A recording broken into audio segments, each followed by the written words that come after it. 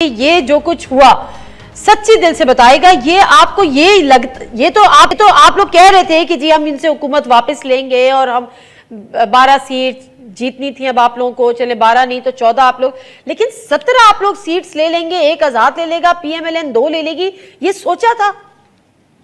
नादिया, मैं सीरियसली अगर मैं आपसे कहूँ, देखिए मैं तो सारा टाइम अपने हल्के में होती हूँ और रिजीम चेंज के बाद तो मैं कॉन्स्टेंटली अपने हल्के में और मैं सारा टाइम डेरा गाजी खान में होती हूँ।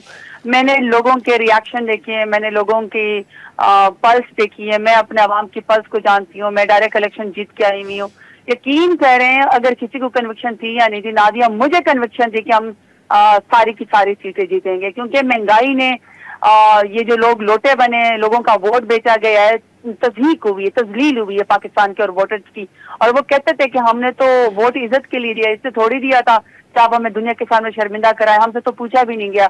तो मैं तो अपने इलाके की पल्स को जानती थी, मुझे तो बिल्कुल कन्विक्शन थी कि हम बहुत सारी सीटें जीतेंगे और मुझे अपनी पब्लिक के ऊपर भी ट्रस्ट था और प्राइम मिनिस्टर इमरान खान की कैंपेन के ऊपर भी। देखिए सीरियसली नादिया, इतना सीरियस बाई इलेक्शन कभी किसी लीडर को आपने देखा है कि वो इतना सीरियस होकर हर हल्के में जाए, फिर सेकंड ईयर लीडरशिप हमारी तरह की उनकी ड्यूटीज लगाई जाए, इतनी मुनज़्ज़म कैंपेन हमने चलाई, हमारे वर्कर्स जो है वो जानते थे कि हमने इलेक्शन वाले दिन क्या करना है। यकीन करें कि हमने इतनी टफ एक्सरसाइज की थी कि मुझे तो यकीन था कि हम ये इलेक्शन इसलिए जीतेंगे क्योंकि अवाम में मैंने गम और गुस्सा देखा है।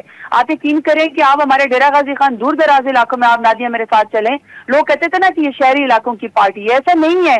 आपका गांव गांव लोग बताएंगे कि हमारे जमीर को बेचा गया, हमारे वोट को बेचा गया, हमारे मुल्क को बेचा गया, हमारे मुल्क की सालमियत को सौदा किया गया, चोर डाकू हमारे सर के ऊपर मुसलत किए गए और वो तो कहते थे कि जी हम बड़े अच्छे हैं, हम पाकिस्तान को बड़ा अच्छा कर लेंगे। ये कैसी ये हुकूमत है कि उन्होंने 2.5 महीनों में पाकिस्तान का दिवालिया कर दिया। तो मैं उस गम गुस्से को जानती थी, आई न्यू इट कि अगर हमने उसको ट्रांसफॉर्म कर दिया, ट्रांसलेट कर दिया वोट इलेक्शन वाले दिन, तो हमारी इतनी जीत होगी।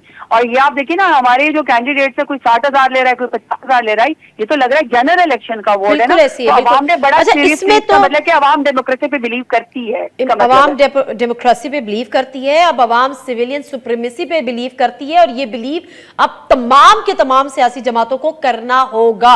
ये इस चीज का एक तरफ एक कदम है। दूसरी बात ये ठीक है कि इमरान खान साहब का जो नैरेटिव था वो बहुत ज्यादा पॉपुलर था, पब्लिक ने उसको बाय भी किया। दूसरी तरफ एक बड़ा गुड जेस्टर हम पीएमएलएन का देख रहे हैं और मरियम नवाज साहिबा ने भी उस पर कहा है कि जी खुले दिल से तस्लीम करना चाहिए, अवाम की राय का एहतराम करना चाहिए। तो ये जो जेस्टर है ये आने वाले दिनों में कंटिन्यू होगा। आप इसको वेलकम करते हैं, किस तरह से देखते हैं पीएमएलएन के इस रिएक्शन को? देखिए नादिया, मैं तो अपनी पार्टी की बात करूंगी। हमारी पार्टी में इसके लिए डेमोक्रेसी है कि हम अपनी गलतियों से सीखते हैं, हम रीस्ट्रैटेजाइज करते हैं, हम अपनी चीजों को दोबारा ठीक करते हैं, जहाँ पे हम हमारी गलती होती है हम उसको मान लेते हैं, जहाँ पे हमारा पर्सनल पॉइंट ऑफ व्यू होता है वो कलेक्टिव पॉइंट ऑफ व्यू के साथ अगर मैच नहीं करता तो हम उसको कायल करने की कोशिश करते हैं। जहाँ तक पीएमएलएन की बात है, देखिए देर आए दुरुस्त आए, उनको मान लेना चाहिए कि वो अपना इलेक्टोरल वोट खो चुकी है। वो अपने इलेक्शन कैंपेन जो मरियम नवाज ने एक बयानिया जारी किया था कि हम एस्टैब्लिशमेंट इंटरफेयर ना करें, वोट को इज्जत दो, वो तो पता चला कि वोट तो इज्जत नहीं होगी ना। उनका सारा बयानिया एक टेलीफोन कॉल के लिए या रिजीम चेंज के लिए उन्होंने अपने आप को फौरन बेच दिया। अगर आप दूसरी तरफ देखें तो वो उनका तो वोट का एक जो है ना, वो तो खबर ही नहीं रहे कि वो इलेक्शन के अंदर जा सके। हर रोज तो रिजीम चेंज नहीं होता ना, हर रोज तो आवाम सोई भी नहीं होती, हर रोज तो इस तरह नहीं होता कि आप कहेंगे कि चंद नोटों वाले आएंगे और आपकी जमीर 20-25 लोगों को खरीद लेंगे। आवाम तो इसके अंदर बाशऊर हो चुकी है कि देखिए अब उन लोगों के लिए तो सियासत करना मुश्किल हो जाएगा। तो मैं समझती हूँ कि अगर उन्होंने अपने हार को तस्लीम किया है, अच्छी बात है। पॉलिटिकल पार्टियों में डेमोक्रेसी होनी चाहिए, चीजों को समझना चाहिए कि आपका जो बंद कमरों के अंदर या आपका जो बंद दरवाजे की पीछे स्ट्रैटेजी वो नहीं चलनी, वो ना काम है, आवाम की अदालत ये सलाम है। बिल्कुल ठीक है, लेकिन जो इमरान खान साहब इलेक्शन से कबल एक बयानिया बना रहे थे, मिस्टर एक्स की बातें कर रहे थे, मिस्टर वाई की बातें कर रहे थे, वो क्या हुआ? वो फिर गलत था?